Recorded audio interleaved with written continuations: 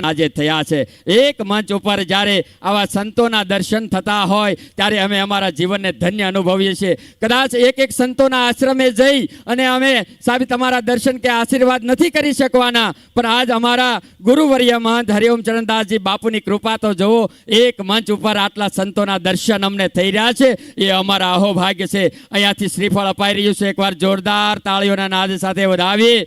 Adpur Palitana road વચ્ચે અમારો આશ્રમ શ્રી ગિરનારી ઉદાસીન આશ્રમ કે જે પરમ પૂજ્ય સંત શ્રી ચેતનદાસ બાપુની તપોભૂમિ છે, અને તપોભૂમિની અંદર પૂજ્ય જયદેવ શરણદાસ બાપુના શ્રી કંઠેથી શ્રી રામ કથા થવાની છે, તારીખ 13/5/26 થી 21/5/26, જેનું શ્રીફળ અપાઈ રહ્યું છે। જોરદાર તાળીઓના નાદ સાથે વધાવી લો બાપ।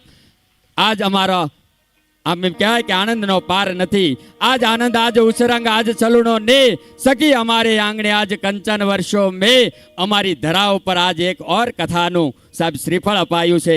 આપ સૌને અમારો આત્મ